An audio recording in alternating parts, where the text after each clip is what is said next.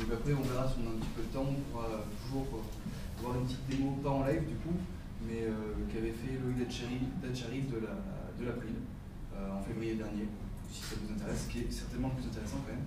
On pourra peut-être la passer. Donc en attendant, on va juste commencer par un truc tout bête, présenter un peu ce qu'est le cloud. Alors là, on va aujourd'hui parler de cloud, pas de cloud marketing comme on a l'habitude d'entendre, ça me mérite un peu, mais je suis pas le seul. Ça n'a pas un grand intérêt en soi.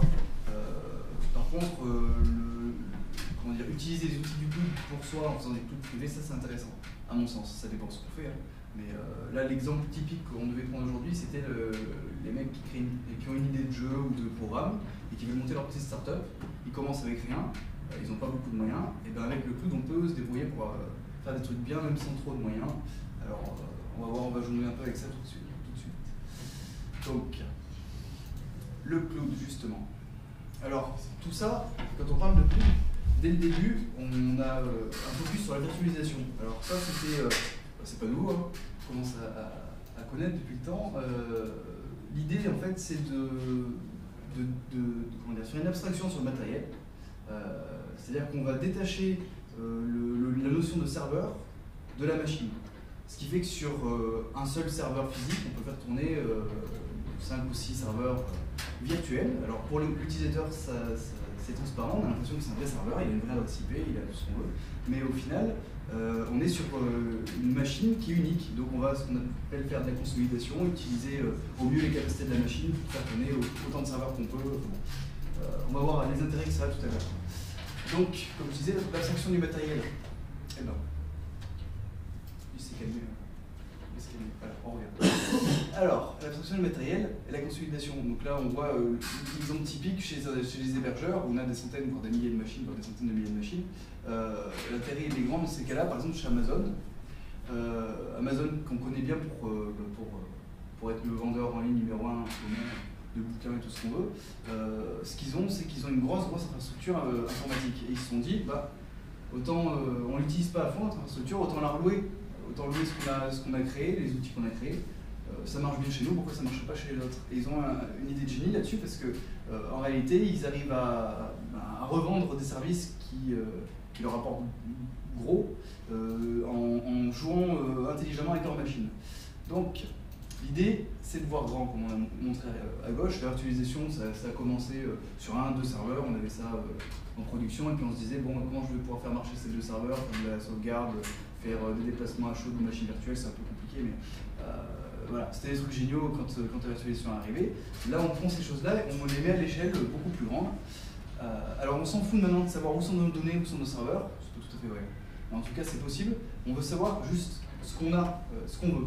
Si je veux mon Facebook, je m'en fiche de savoir si je me connecte aux États-Unis ou en France. Ce que je veux, c'est mon Facebook. Donc, c'est un petit peu le paradigme du cloud, ça. C'est qu'on a des données, on a des machines, on se fiche de savoir sur quelle machine est en train de tourner notre appli, le but c'est qu'elle tourne. Alors voilà, donc on a une abstraction géographique des machines, c'est exactement ce qu'on est en train de dire. Voilà, donc après sur le paradigme du cloud, il y a une espèce de pyramide. En bas du cloud, on a l'infrastructure, donc ça c'est les machines, on connaît tout ça. Ça c'est physique, c'est une machine qui ne marche pas. Au-dessus du cloud, au-dessus de l'infrastructure, pardon, on a la plateforme, et encore au-dessus, on a les applications. Ça, c'est classique, hein. Sur n'importe quelle machine, c'est ce qu'on a. Quand on veut faire tourner un site web en PHP, l'application, c'est le site web en PHP, la plateforme, c'est PHP, et tout le runtime et tout ce qui fait tourner le PHP, et puis l'infrastructure, c'est la machine. Tout ça, c'est pas nouveau non plus. Donc voilà un petit peu l'explication du nuage, les différentes couches. Alors en haut, c'est exactement ce que vous dites. En haut, les applications, donc par exemple, les applications de communication, de finance, peu importe. La plateforme, c'est la gestion des entités, tout ce qui est un petit peu technique, mais qui n'est pas lié, qui est lié à l'OS, par exemple, au système d'exploitation, donc les bases de données, des choses comme ça. Et en dessous, à l'infrastructure, c'est tout ce qui est hardware, vraiment, matériel pur, donc le pros, tout ce qui est données, tout ce qui est réseau. C'est en infrastructure qu'on va gérer ça. Donc en fait, c'est un schéma, plus on est en bas, moins on est en abstraction physique, plus on est en haut, plus on est dans l'abstraction. Voilà. Donc ça, c'est une autre façon de voir les choses. Dans le cloud, on va voir ça tout à l'heure, on a une phrase qui vient souvent, c'est le as a service, comme un service. C'est-à-dire qu'on va consommer les ressources qu'on veut comme un service. Typiquement, ici, on a le SaaS, on va revenir sur ça tout à l'heure, qui est le logiciel en tant que service, donc typiquement Google Mail, tous les Google Apps, Basecamp, tous ces trucs-là. C'est-à-dire que nous, on va se connecter à ces applications-là et elles vont être fournies via le cloud. Ça, c'est transparent pour nous, on n'a même pas à le savoir. Mais pour quelqu'un là, on est vraiment sur le focus utilisateur. En dessous, on est dans la plateforme en tant que service. La plateforme, c'est plus le développeur qui va vouloir mettre son application en ligne. Donc il va aller voir un prestataire, il va trouver un prestataire en plateforme as a service, et puis il va pouvoir installer son petit site en PHP, comme chez un hébergeur en fait. Et puis ce site en PHP, il va pouvoir le faire évoluer en termes de volume de visiteurs. S'il y a trop de clients, il peut tout à fait se créer d'autres instances de sa machine pour son site, quoi. Donc qui vont plonger plus de visiteurs. La suite, on va le voir après. Donc comme on disait, le as a service, selon le niveau d'abstraction matérielle. Donc ça, on va pas revenir sur ce que je viens de dire. Voilà. L'idée, c'est ça. Qu'est-ce qu'on dématérialise quand on est sur le software as a service? On dématérialise l'infrastructure, la plateforme, c'est-à-dire le système d'exploitation et tout ce qui est framework, PHP, ce qu'on veut, et les logiciels, donc jusqu'au code de l'application qu'on veut externaliser. Ça pourrait être n'importe quoi, ça pourrait être un applicatif métier également, ça pourrait être n'importe quoi. Voilà, donc ce qu'on disait, Google Apps, les Basecamp, le Dropbox c'est bien connu, et Salesforce pour certaines utilisations. Donc la plateforme, ce qu'on disait tout de suite. Là, on a dématérialisé moins de choses. On dématérialise l'infrastructure, c'est-à-dire le matériel, et le système d'exploitation et les runtime, pas les applications. Ça, c'est. On est client, typiquement, là je suis client, je suis développeur, je veux mettre mon application en ligne, et c'est vers ces gens-là que je vais me tourner. Donc là, c'est un hébergeur classique en fait. C'est un hébergeur, sauf qu'on a peut-être plus de contrôle sur le. On a un accès SSH, on a plus de contrôle sur notre instance. Voilà. Donc là, typiquement, dans les fournisseurs qu'on a là-dessus, on a OpenShift, bon, classique, hein, Heroku, Google Apps Engine, et Amazon Azure, et les Amazon Web Services, c'est un peu compliqué, ils font tout Amazon.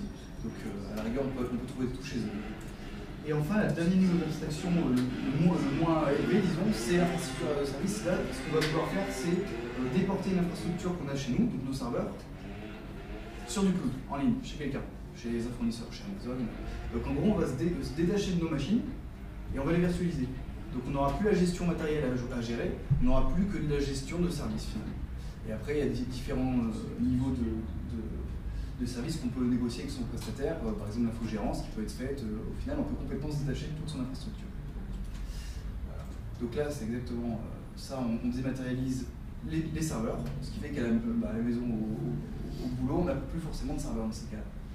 Donc là les fournisseurs classiques, il y a Rackspace, Amazon entre autres, et OVH pour les Français, qui font du cloud aussi.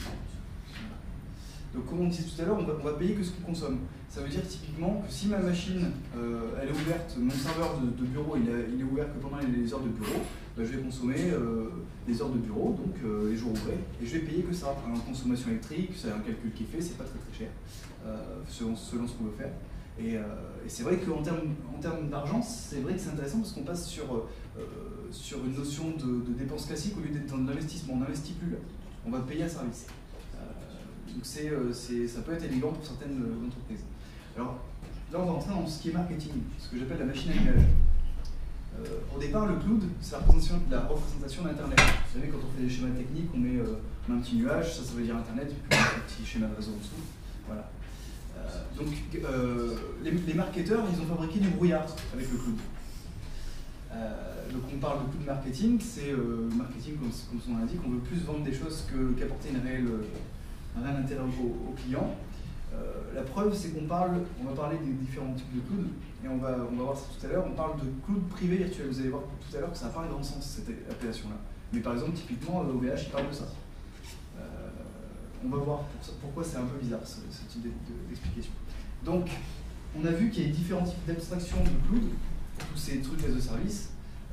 Donc ça nous permet de faire un choix dans ce qu'on veut en fonction de nos besoins, un choix de prestataire, si on veut juste héberger notre application ou si on veut carrément tout décentraliser et ne plus avoir ses serveurs.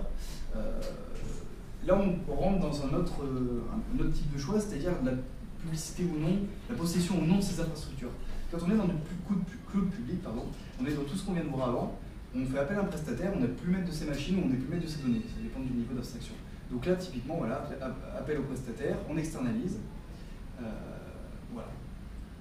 Je suis bête parce que oui, il y a eu un petit pépin, donc je suis obligé de passer sur notre présentation, très compliquée, qui est ici. Je vous disais que ce serait un peu cavalier, mais c'était vrai. Voilà. La suite, c'est ici.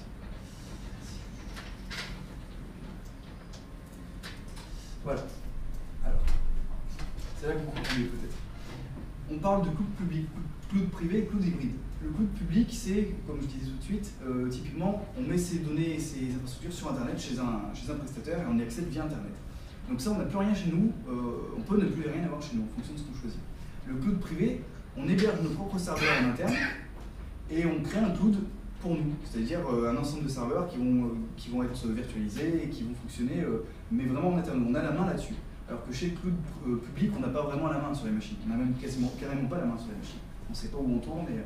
Voilà. Et le cloud hybride, c'est un peu un mélange des deux. C'est-à-dire qu'on a des données qui sont sensibles, donc on va les garder chez nous, et on a des données qui sont moins sensibles, et on va quand même préférer du cloud public qui nous coûte moins cher, parce qu'on fait tourner moins de machines. Donc ça, c'est un peu le meilleur des deux mondes, si on veut. Ça se fait bien, ça se fait par passerelle entre les deux systèmes. Bon.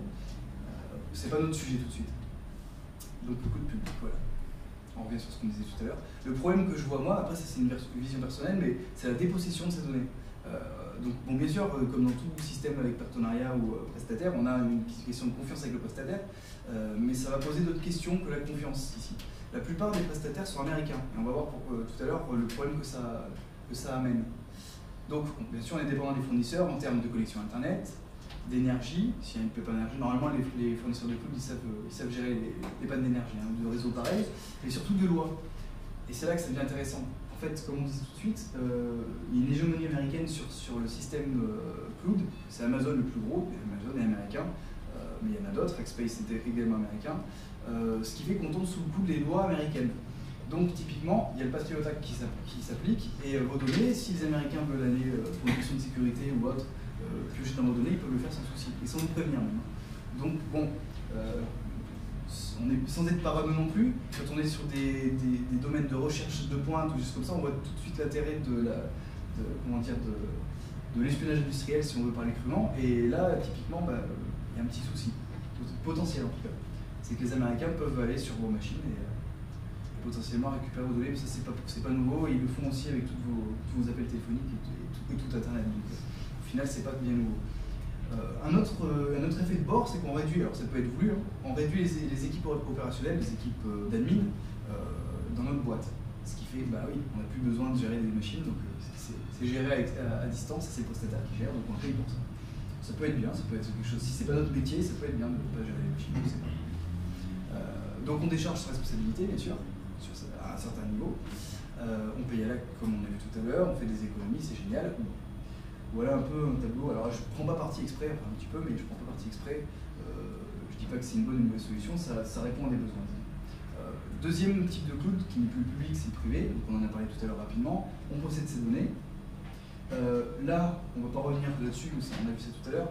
On reste sur la suite logique de la virtualisation. En général, les gens qui ont essayé la virtualisation il y a 5-6 ans, en fait, on leur a dit que c'était pour consolider leurs machines, c'est-à-dire les utiliser au mieux.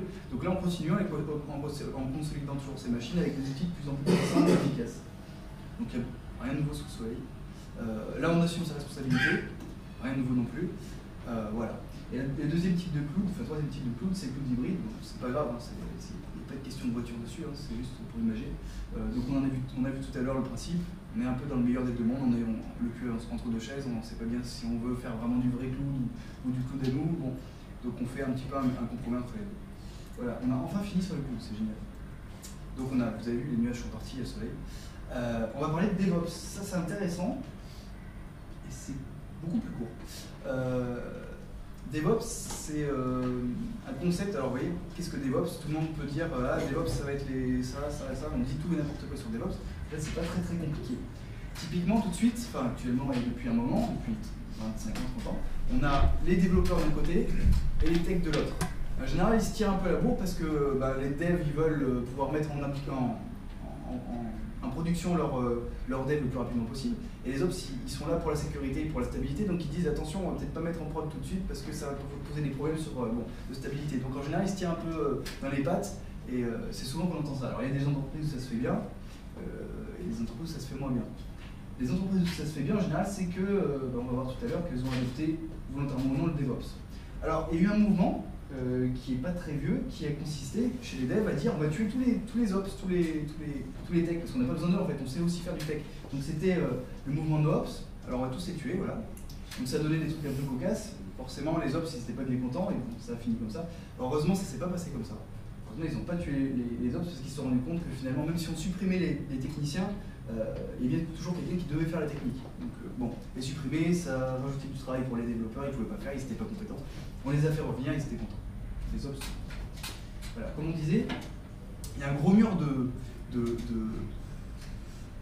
d'incompréhension souvent entre les développeurs purs et les techs purs. Comme on disait, il y en a un qui veut du changement rapide et mettre en pratique rapidement ce qu'il a développé, et puis l'autre qui veut de la stabilité, et donc il préfère attendre que les logiciels soient bien stables avant de les mettre en production. Ça c'est souvent, même de nos jours, on trouve ça. Alors le DevOps c'est un petit peu le palliatif entre tout ça. D'un côté on a les développeurs, en haut à gauche. D'un autre côté, on a toujours la qualité qui est chère aux techniciens, la qualité et la stabilité. Bien sûr, bon, la technologie, c'est un petit peu partagé par tout le monde. Et au sein de tout ça, on scinde toutes les composantes du développement d'application et du tech, et on fait du DevOps. C'est-à-dire qu'on fait en bonne intelligence, vous allez voir comment, du développement d'applications et du développement d'infrastructures comme du code. Donc on va revenir aux sources. Voilà, le gramophone c'est sympa. Pourquoi le gramophone? C'est un peu... Bon. Les concepts de base. C'est ça qui est génial dans le DevOps. Grâce à la virtualisation, on peut maintenant gérer l'infrastructure comme du code. Typiquement, je peux gérer ma machine dans du code. Je peux dire, bon alors on verra tout à l'heure dans la présentation de Loïc, mais sur du code, je veux créer une machine, j'itère, je crée autant de machines que je veux, ça va les créer. Donc on est vraiment dans l'abstraction pure, mais ça a une répercussion sur le réel, c'est-à-dire que ça va vraiment créer des machines virtuelles sur les infrastructures, et ça crée des choses vraiment très puissantes. Tout est objet, comme je disais, donc ça peut être du réseau qu'on veut virtualiser, ça peut être des machines, des applications. On peut dire installer telle application sur telle machine, le machin ça se fait tout seul, en 30 secondes c'est fait. Habituellement il vous faut une journée pour mettre en production votre serveur, bah là ça met même pas 10 minutes, même pas. Hein. On peut mettre 2 minutes, ça dépend ce que vous mettez en place. Mais... Donc le principe du DevOps, c'est qu'il va y avoir un chef d'orchestre. C'est vous, c'est un programme, mais en tout cas il y a un chef d'orchestre pour gérer un peu toutes ces machines, ces centaines de machines potentiellement qui vont travailler pour vous. Alors tout le monde sait que l'informaticien est paresseux, c'est pas nouveau. Donc on aime bien automatiser, et c'est pour ça que je dis que c'est génial pour moi, je suis pas seul, c'est qu'on peut même automatiser maintenant le déploiement de serveurs, ce qu'on ne pouvait pas faire avant. Votre patron vous demande d'installer un nouveau serveur pour faire tourner une application, il la faut pour avant-hier, vous n'avez pas les frais. Ça vous prend du temps, ça prend du temps de mettre en place un serveur. Il faut déjà acheter le serveur, l'installer, installer le logiciel, le système d'exploitation, installer les paramètres et tout ce qu'il y a dessus, ça peut prendre des plombs. Et ben, là, l'informaticien paresseux il est content parce qu'une fois qu'il a installé sa machine et qu'il a mis dans le coude, il peut automatiser et quasiment tout se fait tout seul. Donc, facile, le monde est entre nos mains, facile. C'est-à-dire que ça devient facile de provisionner, c'est un terme très marketing. Vous voyez le chef d'orchestre au milieu qui gère un peu tout, son intranet, son CRM, ses bases de données, bon. Et on peut gérer facilement 100 000 serveurs, Facebook le fait, facilement tout est relatif. Savoir gérer un petit peu. Voilà. Donc là on devrait passer au truc sympa en fait, parce que normalement ça c'est... On devrait passer au sujet des technologies. Alors en fait, le titre de la conf, normalement, c'était le cloud et le DevOps, avec OpenStack et avec Juju, ou Juju, en français. On va vite présenter ces deux technos, et après on va essayer de voir, à les faire tourner, mais pas en live malheureusement. Donc le choix de techno, OpenStack, pourquoi OpenStack? Bon, vous allez voir, c'est très bête. Hein. C'est du libre, pour des gens qui sont adeptes du logiciel libre, comme le Linux serveur, comme moi, y compris ou d'autres, il n'y a pas de... Comment dire, c'est transparent, mais pour les autres, en fait, l'idée c'est que le code de programmation, la recette de cuisine qui a servi à créer le logiciel, elle est librement téléchargeable elle est librement modifiable, distribuable. Enfin, bon. On peut améliorer les logiciels qui sont libres. Donc si jamais typiquement il y a le OpenStack qui ne répond pas tout à fait à nos besoins, ben, il n'y a pas besoin de payer une entreprise pour développer un applicatif. Si vous êtes développeur, vous pouvez tout à fait, si vous êtes compétent là-dedans, ajouter vos propres fonctionnalités sur OpenStack ou sur n'importe quel logiciel. Ça marche pareil. Sur un genre d'application, je dirais aussi que ça offre une pérennité. Exactement. On n'a pas forcément rapport plus. Tout à fait. C'est ça. C'est que typiquement, si le prestataire qui a créé la solution met la clé sous la porte, voilà, ou si on n'est pas copain avec lui, ça peut arriver. En général, quand c'est du propriétaire, on est un peu bloqué. Mince, et comment on va faire pour faire modifier le logiciel? Ah, on ne peut pas, tant pis, il faut changer. Voilà. C'est un peu embêtant quand c'est des infrastructures un peu critiques. Là, avec le libre, on trouve, même si nous on n'est pas compétent, typiquement le mec qui fait son site web, et ben, elle peut trouver un autre prestataire parce que c'est du libre, donc il reprend le code source sans problème et puis il vous améliore tout ça, il y a une pérennité, exactement, comme dit Alex. Voilà, on n'est plus dépendant d'éditeurs. Donc ça laisse, c'est plus stable. Donc après, on base en général les logiciels libres sur des standards qui sont ouverts, donc la même chose pour la pérennité. Bon, on garde ces données qui seront toujours lisibles, même si dans 30 ans, il n'y a plus les bonnes versions pour les logiciels qui lisaient les données avant. On peut quand même recréer des lecteurs. Bon là, typiquement, c'est du XML, c'est du texte pur et brut, donc c'est vraiment interopérable. C'est élégant. Ça fait subjectif. C'est surpuissant comme Kirby. On va voir pourquoi. C'est robuste, bien sûr. Alors pourquoi c'est robuste? C'est maintenu par la NASA, entre autres, et par Rackspace. Si la NASA l'utilise, c'est que c'est robuste. En général, on peut faire ça, on peut réduire ça à la simplicité même, mais vraiment, il y a vraiment une communauté énorme aussi derrière. Il n'y a pas que ces deux gros acteurs. Et ça se développe vraiment. Typiquement, là, très récemment, dans le mois de mars, IBM a décidé, qui faisait déjà du coup de la virtualisation, a décidé de baser toutes ces infrastructures nouvelles sur OpenStack. Donc là également une grosse pérennité, parce que les gros industriels se mettent dessus, donc ça présage de bonnes choses. Voilà, on passe à Juju, ou Juju, peu importe, qui est un produit de chez Canonical. Canonical, c'est ceux qui éditent Ubuntu Linux, distribution Linux. C'est un produit qui est open source, et c'est avec ça qu'on va faire du DevOps. OpenStack, c'était de l'infrastructure as a service, donc on va virtualiser nos infrastructures, on va avoir nos serveurs physiques sur lesquels on va installer un hyperviseur qui va nous permettre de les gérer et les manipuler à la baguette, simplement. Et puis là, Juju va nous permettre de déployer des applications en fait, sur ces machines-là, super simplement, configurer des services, faire des choses qui font rêver pas mal de techniciens. Donc voilà, le truc génial avec Juju, c'est que c'est magique. Alors ils utilisent des charms. Alors en fait, c'est des modèles d'applications. Par exemple, vous voulez installer votre WordPress. WordPress, il a un charme qui a été écrit par des gourous, des barbus bien connus. Et là, typiquement, vous tapez votre commande qui fait trois mots, vous tapez entrée. Et si c'est bien configuré, parce que dans le vide ça sert à rien, mais si c'est bien configuré, ce qu'on ne peut pas montrer tout de suite malheureusement, ça vous déploie votre WordPress immédiatement. Donc et c'est super rapide et c'est super facile de supprimer aussi vite des instances que d'en créer. On parle de WordPress, mais ça peut être un serveur web complet, ça peut être une infrastructure complète aussi. Donc c'est vraiment très très puissant et ça va très vite. Donc comme on disait, c'est supporté par Canonical qui est Ubuntu, ça marche très bien sur Ubuntu. On peut déployer un serveur Windows. Ouais. C'est quand même la preuve que bah oui, c'est ça, on est dans du libre, on est sur du Linux, mais en même temps on n'est pas fermé, on n'est pas bloqué à Linux. Pas. Exactement. Et ça c'est beau. C'est vrai. L'inverse c'est moins vrai.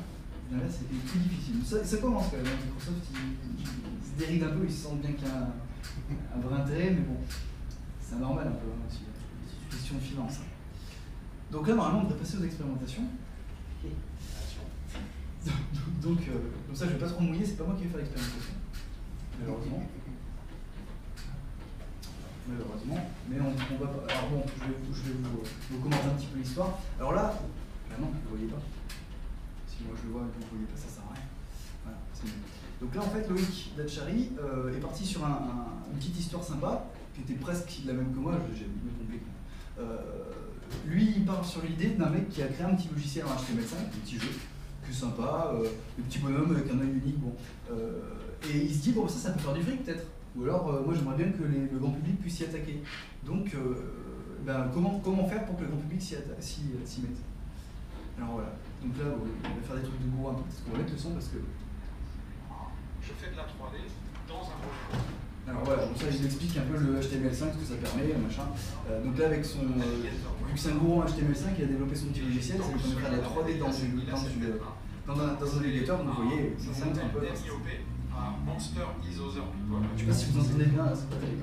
Bon, c'est pas très intéressant, enfin, c'est pas très important, c'est intéressant mais pas important. Donc l'idée c'est qu'on a des petites créatures, donc un œil ici, des petites créatures qui s'attachent à l'œil. Et leur objectif c'est d'encercler une cible. Donc on fait un train de petites créatures comme ça qu'on traîne, et on va choper la cible et on l'encercle. Et quand on a réussi à l'encercler, et paf, on change de niveau et on le met. Voilà, c'est pas très technique. France, un jeu web, c'est super sympa. Donc ça, notre entrepreneur, il a fait ça. Il est super content.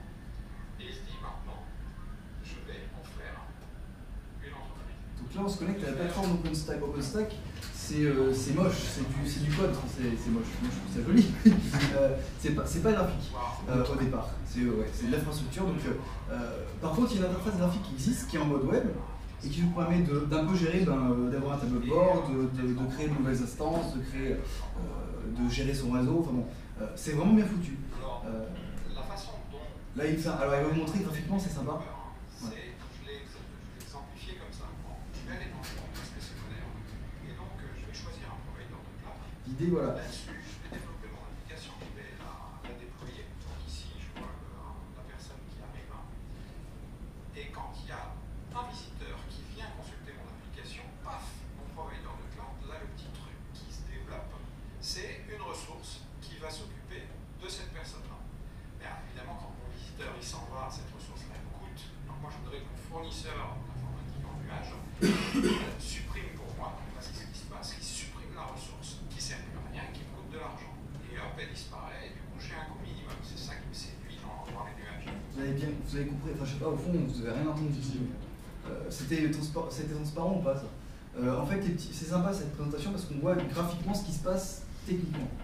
Tout ça c'est caché un petit peu, tout ça se passe un peu tout seul sur les infrastructures. Là on voit avec des petits bonhommes et des petits faisceaux là comment ça se passe. En fait le petit bonhomme qui veut se connecter à votre site,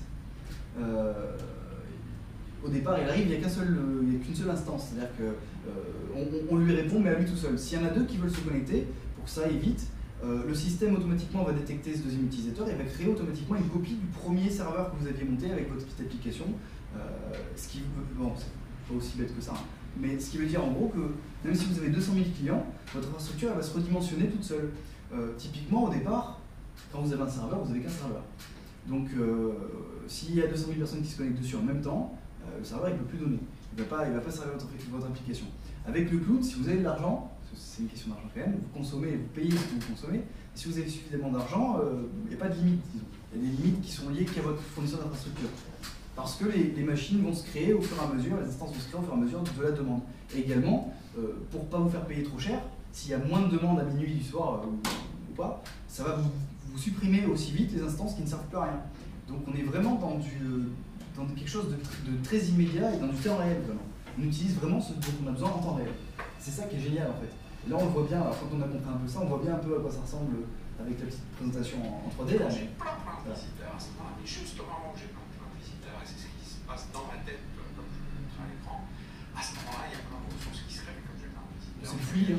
Assez de ressources. Mais on voit bien la complexité du truc, c'est-à-dire qu'automatiquement tout se développe tout seul.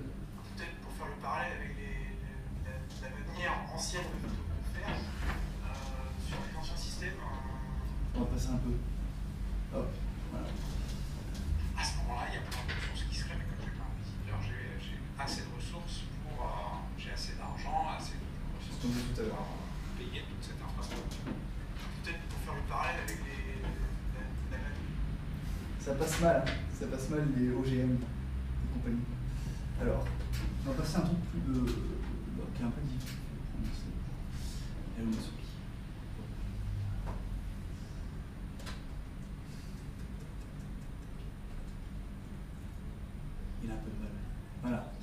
montrer un peu l'interface, c'était ça qui était intéressant, de OpenStack. Sans forcément entrer dans le détail, mais voilà, on se connaît. Je vais faire taire Loïc.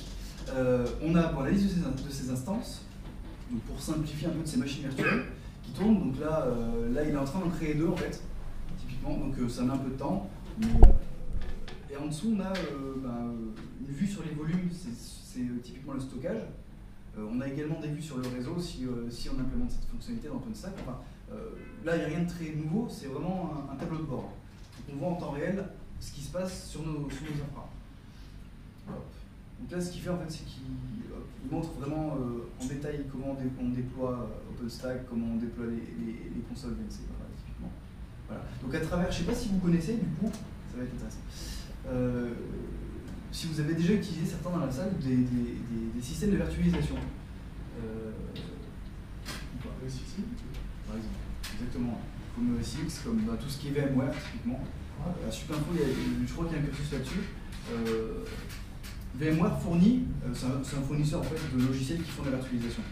Ils fournissent leurs interfaces, qui sont en tout point identiques en partie, quoi. Elles fournissent la même chose. C'est-à-dire qu'on voit ces machines qui tournent. Donc là, il n'y a rien de nouveau avec OpenStack pour ça. Il n'y a rien de nouveau, on est familier. C'est simplement que comme on a des choses qui sont virtuelles, on n'a plus des machines physiques, il faut trouver un moyen de les voir quand même, ces machines-là. Et c'est via ces applications-là, via ces interfaces-là, qu'on va pouvoir travailler sur ces machines. Voilà. Donc là, typiquement, on est toujours dans la même chose. On n'a pas non plus un écran par machine, parce que c'est tout du virtuel. Donc pour voir ce qui se passe sur sa machine, on accède à ces machines via VNC. VNC, c'était un truc qui, il y a 15 ans, permettait de prendre le contrôle à distance d'un poste. C'était sympa. Et on ne sait pas qu'il y a 20 ans, on utilise toujours ça pour dépanner. Et pas que pour dépanner, du coup. Maintenant, pour gérer, on utilise vraiment à outrance pour gérer des infrastructures. Quand vous avez de la virtualisation, si vous voulez voir ce qui se passe sur votre serveur Toto qui gère votre site internet, et ben, vous n'avez pas l'écran physique en face d'une machine physique. Donc vous vous connectez à votre machine via son adresse IP classique, et là vous voyez ce qui n'est pas beau là en ligne de commande, ben, c'est la sortie de l'écran de votre serveur. Et si vous avez un serveur qui est sur du Windows ou sur quelque chose de graphique, vous aurez aussi l'écran graphique. Il n'y a pas que des trucs de poilu. Il n'y a pas que des trucs de poilu. Donc là, bon, il fait ses pings, il montre qu'on peut faire tourner c'est une vraie machine. Après, ce que je vous disais, c'est l'intérêt là-dedans. C'est pas ça. Cette conférence de lui qui est super intéressante, et je vous invite à aller la voir sur le site de l'April, parce que là je la coupe déjà, donc c'est moins intéressant, parce qu'elle présente vraiment le déploiement typique d'une infrastructure via OpenStack. Alors elle ne vous montre pas comment on installe OpenStack, mais il vous montre comment on gère ces machines en temps réel. Et après l'installation d'OpenStack, c'est balèze. Sur le site d'OpenStack, en fait, il y a une bonne doc qui est assez exhaustive, et ils ont fait un petit système de pré-packagé qui vous permet d'essayer en fait OpenStack sans avoir à trop bidouiller. Ça marche pas mal sur votre machine virtuelle, pas mal, sauf chez moi. Et ça vous permet de bidouiller un peu sans vous mettre en danger, et sans forcément non plus avoir de machine physique, de serveur physique. Ça marche très bien. Là, typiquement, la présentation que Loïc faisait, c'était sur un portable, un petit portable, quoi. Donc, il n'y a pas de raison, ça marche très bien, c'est plus virtualisé de toute façon. Hop. On va arriver de toute façon à l'heure fatidique de la fin. Juste si j'arrive à retrouver, s'il veut bien se déplacer, ce que je vais vous montrer. Là, il a créé plus de machines, hein, il a fait un peu de port. Là, on voit qu'il gère un peu le réseau, on voit l'adresse IP. Il peut carrément gérer un réseau virtuel via son OpenStack. Ça parle côté technicien, c'est pas très... Qu'est-ce qu'il fait? Voilà, bon, après ça, on ne revient pas dessus, on en a parlé avec Alex tout à l'heure, mais c'est les promesses du logiciel libre en tant que tel. C'est tout ce qu'on a dit tout à l'heure. On garde le contrôle sur son infrastructure.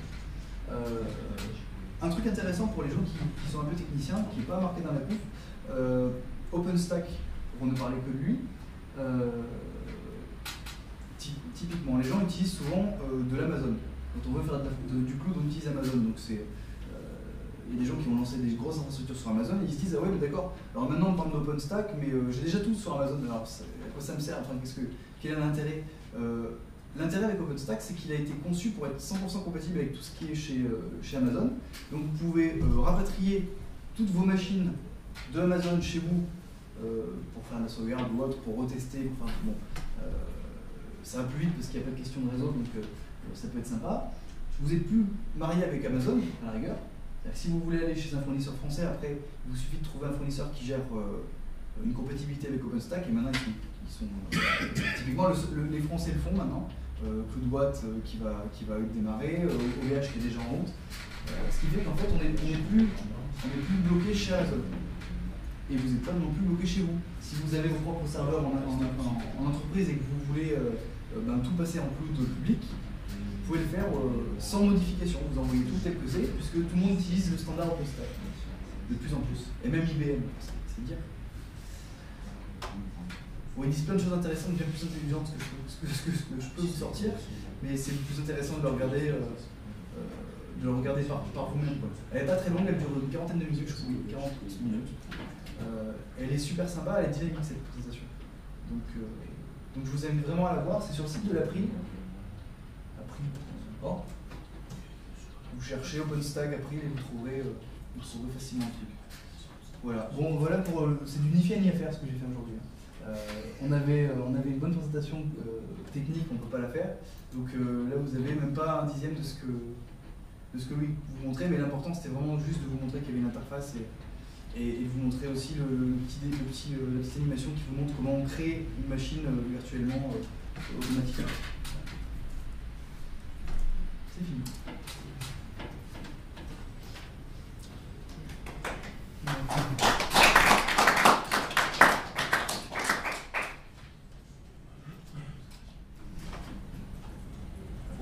Alors, un truc que tu n'as pas expliqué dans ta conf, en fait, OpenStack, c'est quoi? C'est une application?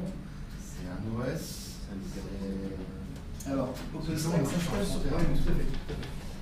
C'est très vrai. OpenStack, c'est une suite applicative qui va s'installer sur un OS. Donc c'est bien packagé pour Ubuntu, c'est bien packagé pour tout Linux d'ailleurs. Ça s'installe... Oui, c'est ça. Après, on va pas trop s'embêter avec le reste parce que vraiment c'est pas trop bien maintenu. Mais sur du Linux, en tout cas, ça marche très bien. La doc est bonne, ce que je disais tout à l'heure, donc on peut le tester rapidement sans avoir trop à installer à bidouiller. Et puis quand on voit qu'on commence un peu à prendre la main, on peut l'installer sur ses propres machines. Mais ouais, effectivement, c'est pas un serveur. Alors, du coup, ça pose un problème dans le sens où il faut quand même maintenir les serveurs. Ouais. D'une certaine manière, oui, au début. Donc il y a toujours une question, exactement. Il y a toujours une question. Après, ça va même s'ils sont standardisés, quoi. Ça aide beaucoup, mais t'as une panne de matériel, il faut quand même gérer ta panne de matériel. Oui, ça reste toujours. C'est sûr, c'est sûr. Alors après, ça dépend. Si tu as choisi de l'IaaS, que tu as décentralisé tes infrastructures chez un prestataire, Amazon, on va dire les Français, OVH, t'as pas tes machines à gérer. Oui. Tu vois. Donc là, tu vas te greffer sur leur infrastructure matérielle et par contre, tu peux gérer ton OpenStack dessus. Ça pose pas de souci. En général, chez eux, c'est plutôt du plateforme as a service, donc leur OpenStack il est transparent, c'est eux qui le gèrent. Par contre, si tu crées une petite interface sympa, tu peux utiliser pour créer soit au clic-clic ton instance, ou alors par code avec une API, tes instances automatiquement. Mais oui, effectivement, là c'est vraiment dans le cadre du mec qui veut gérer ses infrastructures en interne. Ou alors du mec qui veut monter son infrastructure avant de l'envoyer chez Amazon. C'est ça l'intérêt. Donc, et comme on peut le faire tourner sur une machine de bureau, ça pose aucun souci. Mais tu peux tout à fait être un hébergeur et faire tout du A à Z, effectivement. Et dans ce cas-là, comme tu dis, il faut quand même gérer son matériel. On en a parlé tout à l'heure, dans un coup privé, on gère son matos. Non, mais ce que c'est pour le matos, ce n'est pas que le matériel, c'est aussi l'OS. Oui, tout à fait. Et là, alors c'est ce que je voulais dire justement par rapport à ça. OpenStack, il est très bien packagé avec Ubuntu. C'est pour ça que j'en ai parlé et que j'ai dit du dedans aussi. C'est que on peut installer des serveurs Ubuntu spécifiques pour le cloud. Voilà. Et tu les déploies très facilement avec l'installeur de Ubuntu Cloud. Et du coup, ça ne se prend rien en fait. Ça ne prend rien de temps. Tu peux brancher tes 100 serveurs en réseau, ils s'installent tout seuls, ils font ce qu'il faut, et puis après ils sont automatiquement provisionnés. Ça c'est génial. Alors si on voyait aussi tout à l'heure, tu crées des créations d'instances dans la structure de Vic. J'imagine qu'on peut à chaud aussi modifier les caractéristiques d'une instance. Tout à fait. Avec plus de RAM. Exactement. Comme une machine virtuelle. Donc après, tu peux la déporter sur un serveur physique à un autre. Enfin, voilà, tout ce qu'on pouvait faire avec la virtualisation, mais il n'y a pas de terme marketing derrière. Il y en a un, ça s'appelle le cloud. Mais au final, il n'y a pas grand-chose de neuf. Hein. Ce qui est neuf, c'est vraiment ce qu'apporte du passer d'une machine à l'autre, ça se faisait difficilement. Oui, c'est quand même. C'était compliqué. Mais là, maintenant, ça se fait vraiment de manière transparente. Alors, c'est. Je pense que quand tu n'as pas de matériel, c'est pas difficile. On passe par la tête.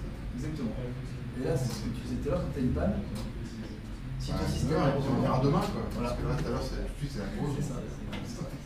Tu peux laisser pour le lendemain, ou laisser les mecs qui ont envie de le faire, c'est d'abord enlever. Voilà. Non, je sais pas, oui, effectivement, si le peu que j'en ai montré montre l'intérêt que ça, surtout pour les non-techniciens.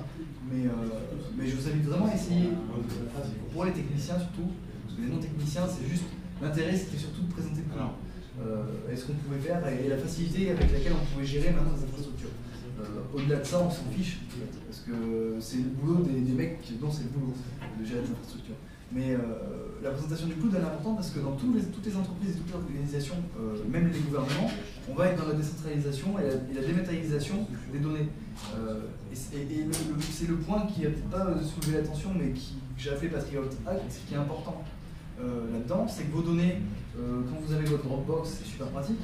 Dropbox, c'est un petit logiciel qui vous permet de garder une copie de tous vos fichiers qui sont dans la Dropbox, une petite boîte, un petit dossier, sur toutes vos machines, même sur votre téléphone portable si vous voulez. Vous accédez à vos données sur n'importe quelle plateforme. C'est génial, c'est super pratique, c'est bien foutu, mais les données sont aux États-Unis. Et c'est vos données perso, comme ça peut être vos données pro, et c'est pas crypté, enfin bon, c'est crypté soi-disant. On fait confiance ou on fait pas confiance. Moi j'utilise beaucoup Dropbox, mais je fais gaffe parce que même, on sait jamais. Avec l'USB, c'est bien aussi. Et bah ouais, avec l'USB c'est aussi, voilà. Et sinon, au niveau infra, du coup, sur le système, on peut faire des sites multiples. Tu peux faire du multi-site différents, qui sont interconnectés. Et c'est super. Bon, après, l'authentification se fait par certificat. Donc, c'est ce que tu verras sur la conf de Loïc qui télécharge son certificat via sa petite application web. Là, et puis, il peut déployer comme ça. Mais ouais. Parce que du coup, c'est aussi un gage de sécurité. Il y a une redondance physique. Moi, je l'ai vécu sur on va dire un data center, on a une salle d'hébergement sauvage. Quand on va envoyer dans un panneau de data center, mais qui suit l'inondation. Et là, plein de reprises d'activité, typiquement. Surprise, quoi. Ça fait mal. Après, il y a un R5 qui est en route pour faire de la modification, mais si une machine tourne, on perd quand même le service. Alors là, ça n'empêche pas. Hein. Si tu n'as pas du multisite, de toute façon, tu fais rien de plus. Si tu as mis tout ton OpenStack sur ta salle serveur avec Sophie inondée, peut-être. Oui, voilà. Donc, mais effectivement, selon l'échelle d'une entreprise, aujourd'hui, faire le système informatique, même pour une PME de 20-30 salariés, c'est quasiment du chômage technique, quoi. Ah oui. Là, quelque part, à moindre coût, c'est aussi une possibilité de répartir physiquement les équipements. C'est là l'intérêt du cloud hybride. Ouais. Tu peux te mettre, déporter un bout de l'infrastructure, même si tu n'utilises pas en permanence. Ah, ouais. Tu peux faire un backup par exemple tous les jours de tes machines. À chaud. Voilà, à chaud. Ouais, c'est vrai, à chaud. Donc, effectivement, pour les plans de reprise d'activité, c'est comme ça qu'on appelle ça, mais c'est vraiment génial. La virtualisation, elle a vraiment ouvert ces portes-là, je pense. Donc, faites attention à vos données. Vous voyez, moi j'ai eu le pépin tout à l'heure. J'ai changé de disque dur, j'ai eu plus rien.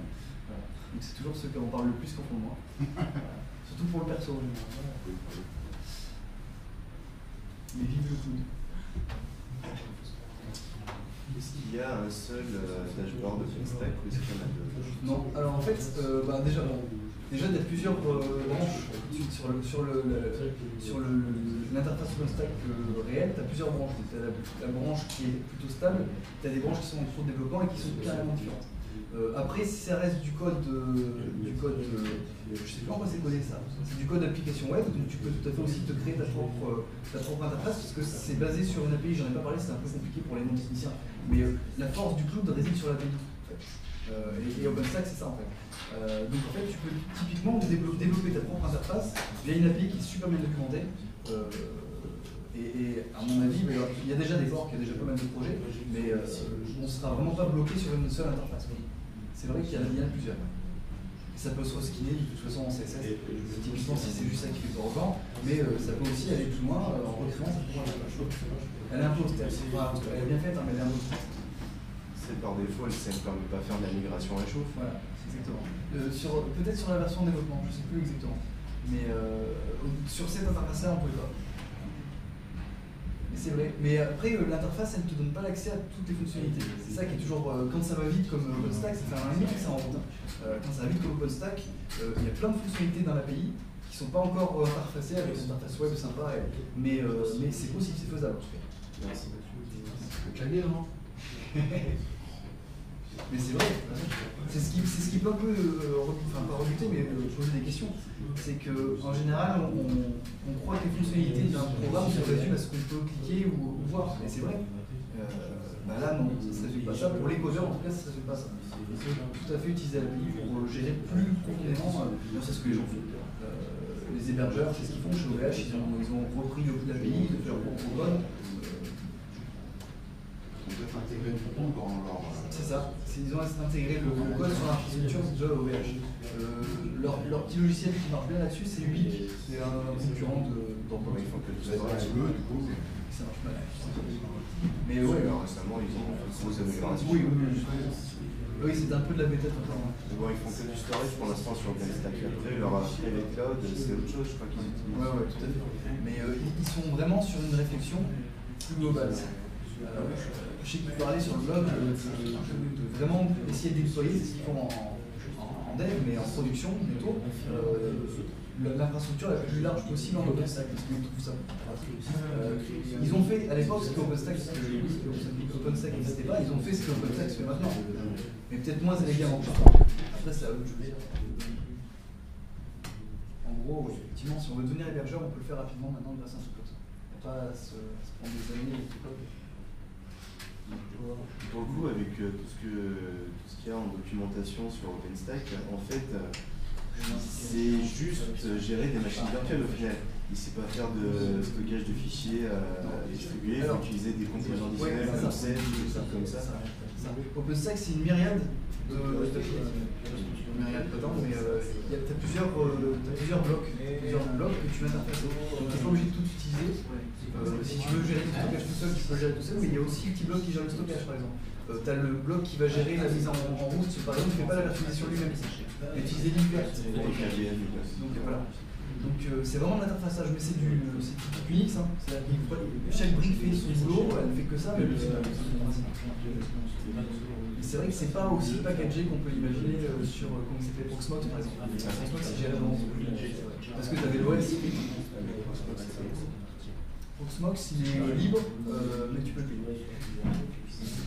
Il y a une version, il y a des trucs qui sont moins gratuits que d'autres. Mais tu peux télécharger librement et il marche super bien. Moi j'ai fait en production pendant 3 ans. Et là, l'immigration à la chose, ça marche aussi. Moi je faisais l'immigration à la chose, c'est easy. Même depuis l'interface web. Non, c'est vraiment puissant. Puissant et éprouvé, parce que ça fait quand même des années que c'est OpenStack, c'est éprouvé aussi. J'ai plus d'expérience sur Proxmox, qui est différent, c'est la même chose, mais que sur OpenStack. OpenStack, c'est encore du jeu. C'est ça. Mais bon, ça marche bien.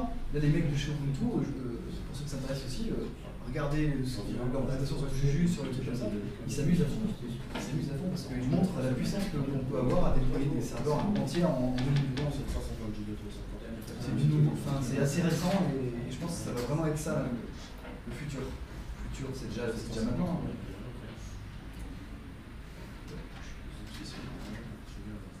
Je vous libère. J'essaie à nouveau.